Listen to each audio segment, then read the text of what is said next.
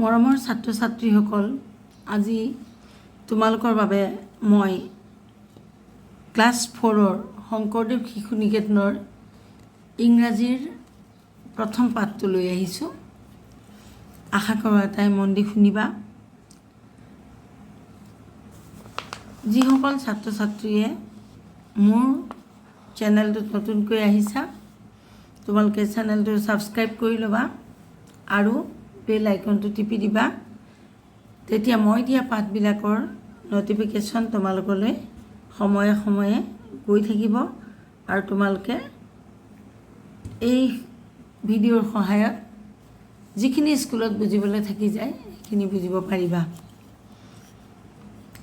এতিয়া আৰু এটা কথা এইখিনিতে কওঁ পুনৰবাৰ, যে যিসকলে ক্লাছ 4ত পঢ়া শংকৰদেৱ শিশু নিকেতনত, তোমালোকে এই চেনেলটো ছাবস্ক্ৰাইব কৰি ল'বা আৰু ভিডিঅ'বোৰ ভাল লাগিলে লাইক, শ্বেয়াৰ, কমেণ্ট ইত্যাদি কৰিবলৈ নাপাহৰিবা। আহা তেনেহ'লে আমি সময় নষ্ট নকৰি আমাৰ পাঠটোলৈ যাওঁ। Lesson 1, class 4 English. He is wise. God had planned the world so nice. I must thank him. He is so wise. He planned a sun and the planets around. Our earth is so lively, a second never found. He created the seas, the rivers and lakes. He created the seas, the rivers and the lakes, forests, flowers and fruits. All we see are his make. With all of them and the air we breathe, the earth is ours, a beautiful place to live. এতিয়া কবিতাটোৰ অৰ্থটো আমি চাম। হি is wise মানে ইয়াত ভগৱানৰ কথা কৈছে, তেওঁ বহুত জ্ঞানী। God had plan the world so' nice, ভগৱানে পৃথিৱীখন ইমান সুন্দৰকৈ সৃজন কৰিছে। I must thank him, he is so' wise, তেওঁ ইমান যে জ্ঞানী, ইমান সুন্দৰকৈ কামটো কৰিছে, তাৰ বাবে মই তেওঁক ধন্যবাদ জনাব লাগে। ইয়াত নাইচ মানে ধুনীয়া, ৱাইজ মানে জ্ঞানী। তাৰপিছৰ ষ্টেঞ্জাটো চোৱা। হি প্লেনড এ ছান, তেওঁ এটা সূৰ্যও বনাই দিছে আমাক।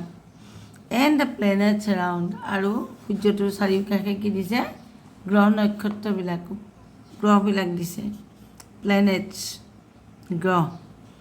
আৰু ছানটো জানাই, প্লেনড মানে হৈছে বনোৱা বা তৈয়াৰ কৰা বা আঁচনি কৰা। Our earth is so' lively, আমাৰ পৃথিৱীখন ইমান সজীৱ, লাইভলি মানে সজীৱ। ইজ ছেকেণ্ড নেভাৰ ফাউণ্ড, দ্বিতীয় এখন আৰু পাবলৈ নাই। আমাৰ পৃথিৱীখন ইমানেই সজীৱ যে দ্বিতীয় এখন এনেকুৱা পাবলৈ নাই। হি ক্ৰিয়েটেড দ্য চিজ, তেওঁ সাগৰবিলাক সৃষ্টি কৰিছে। The rivers and the lakes, নদীবিলাক, হ্ৰদবিলাক। তাৰপিছত ফৰেষ্ট, হাবিবিলাক, ফ্লাৱাৰ্ছ, ফুলবিলাক, ফ্ৰুটছ, ফল মূলবিলাক।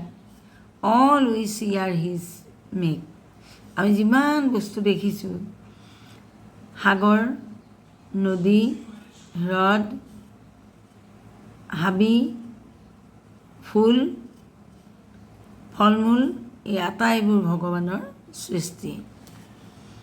With all of them and the air we breathe, এই গোটেই বস্তুবোৰ লৈ আৰু আমি উশাহ নিশাহ লৈ, the earth is ours, a beautiful place to live, আমি এইবিলাকৰ মাজত ধুনীয়া এখন পৃথিৱীত বাস কৰিব পাৰোঁ।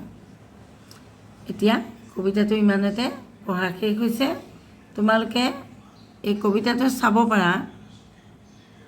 তাৰপিছত আহিলে তোমালোকৰ কুৱেশ্যন আনচাৰ। প্ৰশ্নোত্তৰখিনি মই তোমালোকৰ বাবে কৰি লৈ আহিছোঁ বহীত। কিয়নো কিতাপত তোমালোকক ক'লে তোমালোকে ক্লাছ 4হে পাইছা, গতিকে তোমালোকে ইমান সহজতে শিকিব নোৱাৰিবা বা বুজিবলৈ সহজ নহ'ব। সেয়ে তোমালোকে কি কৰিবা, তোমালোকে এই মই বহীত যিখিনি লিখি কুৱেশ্যন আনচাৰ দিম সেইখিনি তোমালোকে ভালদৰে চাবা আৰু বুজিবলৈ চেষ্টা কৰিবা। এতিয়া চোৱা, English class 4 he is wise lesson 1। Question number 1টো দিছে who had plan the world so' beautifully. পৃথিৱীখন কোনে ইমান ধুনীয়াকৈ বনাইছে বা তৈয়াৰ কৰিছে? উত্তৰ হ'ব হুৰ জেগাত আমি গড লিখি দিলে হৈ যাব, বাকীখিনি একেই থাকিব। God had plan the world so' beautifully. B why is the world so' lively. পৃথিৱীখন কিয় ইমান সজীৱ বা সতেজ? Answer there are seas, rivers, lakes, forest, flowers, fruits on the earth. পৃথিৱীত কি আছে? এই পৃথিৱীখনত সাগৰ, নদী, হ্ৰদ, হাবি বননি, ফুল, ফল, এই আটাইবোৰ বস্তু আছে। So' the world is so' lively. সেইবাবে পৃথিৱীখন সজীৱ। তাৰপিছৰ প্ৰশ্নটো চোৱা, who created the seas, rivers and lakes. কোনে সাগৰ, নদী আৰু হ্ৰদবিলাক সৃষ্টি কৰিলে? উত্তৰ হ'ব God created the seas, rivers and lakes. প্ৰশ্নটো চোৱা, who created the seas, rivers and lakes. আমি হুৰ ঠাইত খালি গড লিখি দিম, বাকীখিনি একে লিখিম আৰু শেষত ফুল ষ্টপ দিম প্ৰশ্নবোধক চিনৰ বদলি। God created the seas, rivers and lakes. তাৰপিছৰটো চোৱা, who made the forest, flowers and fruits. Answer God made the forest, flowers and fruits. হাবি বননি, ফল মূল আৰু ফল ফুল এই আটাইবোৰ কোনে ছিজিলে? গড, ভগৱানে এই আটাইবোৰ বনালে। তাৰপিছৰ প্ৰশ্নটো চোৱা, why is the earth so' earth a beautiful place to live in. পৃথিৱীখন কিয় জীয়াই থাকিবলৈ সুন্দৰ বুলি কৈছে কবিয়ে? উত্তৰ হ'ব the earth is beautiful place. Earth is a beautiful place to live in because God made the sun, the planets, seas, rivers, lakes, forests, flowers, fruits on it. We can see them and enjoy the beauty. আমি এইবিলাক চাব পাৰোঁ আৰু সৌন্দৰ্য উপভোগ কৰিব পাৰোঁ। We get air to breathe in and live. আমি এই পৃথিৱীত কি কৰিব পাৰোঁ? উশাহ নিশাহ ল'ব পাৰোঁ আৰু জীয়াই থাকিব পাৰোঁ। Why do we thank God? আমি ভগৱানক কিয় ধন্যবাদ জনাব লাগে? We thank God because He had planned. ইয়াত তোমালোকে এটা কথা মন কৰিছানে? এই হিটো বাক্যৰ মাজত যদিও মই কেপিটেল লেটাৰ লিখিছোঁ, কাৰণ এই হিটোৱে ভগৱানক বুজাইছে। ভগৱানক বুজাবৰ কাৰণে যেতিয়া আমি হি লিখোঁ তেতিয়া এইচটো সদায় কেপিটেল লিখিব লাগে। We thank God because He had planned the world so wisely. আমি ভগৱানক ধন্যবাদ এইকাৰণে জনাব লাগে যে তেওঁ বৰ জ্ঞানেৰে সৈতে তেওঁ কি কৰিছে? ইমান সুন্দৰকৈ এই পৃথিৱীখন বনাইছে বা তৈয়াৰ কৰিছে যে আমি তাত সুন্দৰভাৱে আনন্দ মনেৰে থাকিব পাৰোঁ। He had planned the world so wisely and beautifully that we can live happily on it. Fill up the blanks আছে ইয়াৰ পিছত কবিতাটোত। ইয়াত প্ৰশ্নোত্তৰখিনি ইয়া হৈ গ'ল। তাৰপিছত আমাৰ 2 নম্বৰ প্ৰশ্নটো আছে ফিল আপ দ্য গেপছ, খালী ঠাই পূৰণ কৰা। এতিয়া ফিল আপ দ্য গেপছ, ইয়াত 4টা অপশ্যন দি দিছে, গড, ছান, এয়াৰ আৰু আৱাৰ্ছ। এইকেইটা শব্দ দি দিছে, এই 4টা বাক্য দিছে। এই 4টা বাক্য খালী ঠাইবোৰত ইয়াৰ পৰাই এটা এটা শব্দ বহাব লাগে। The planets are moving around the sun. গ্ৰহবিলাক কাৰ চাৰিওফালে ঘূৰে? সূৰ্যৰ চাৰিওফালে ঘূৰে। তাৰপিছত আহিলে উই ব্ৰিথ আমি কি লওঁ কি উশাহত কি লওঁ air all we live all we see are the creations of আমি দেখা বস্তুবোৰ কোনে সৃষ্টি কৰিছে গড ভগৱানে তাৰপিছত আহিলে দ্য আৰ্থ ইজ আৱাৰ্ছ পৃথিৱীখন আমাৰ ইয়াৰ পিছত তোমালোকক 3 নম্বৰ প্ৰশ্নটো দিছে give the opposite word of বিপৰীত শব্দ লিখিবলৈ দিছে ৱাইজ নেভাৰ আগলি ডাল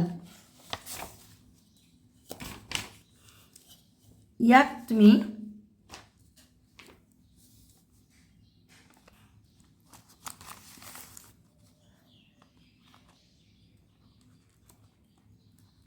ইয়াত চোৱা ৱাইজ মানে জ্ঞানী ফুলিছ মানে মূৰ্খ নেভাৰ মানে কেতিয়াও নহয় এতিয়া অলৱেজ বা ইয়াত অপজিট এভাৰো লিখিব পাৰা সদায় হয় আৰু নহ'লে এভাৰ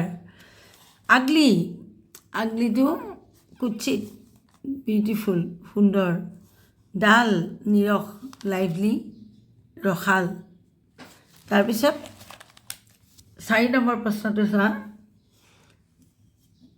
4টা সৰু সৰু প্ৰশ্ন দিছে তাৰে উত্তৰ দিব লাগে I must thank him who is he কাক কোৱা হৈছে ইয়াত he is God he is so wise who is wise he is so wise who is wise জ্ঞানী কোন God is wise ভগৱান জ্ঞানী he planned a sun who planned the sun God planned the sun এইখিনিতে এই পাঠটো শেষ হৈছে তোমালোকে বাৰে বাৰে কবিতাটো পঢ়িবা কেইবাবাৰো পঢ়িলে তোমালোকে সলসলীয়াকৈ পঢ়িব পাৰিবা আৰু কবিতাটোৰ অৰ্থবিলাক বুজিবলৈ চেষ্টা কৰিবা মোৰ বোধেৰে ইয়াৰ ওপৰত আৰু বুজাবলৈ একো নাই তথাপিতো তোমালোকৰ যদি কিবা মনত প্ৰশ্ন উদয় হয় সেই প্ৰশ্ন তোমালোকে অসমীয়াতে কমেণ্ট ছেকশ্যনত লিখিবা মই তাৰ উত্তৰ তোমালোকক দিম আৰু যদি কিবা আখোহা থাকি গৈছে বুজিবলৈ থাকি গৈছে তেনেহ'লে মোক ক'বলৈ সংকোচ নকৰিবা ধন্যবাদ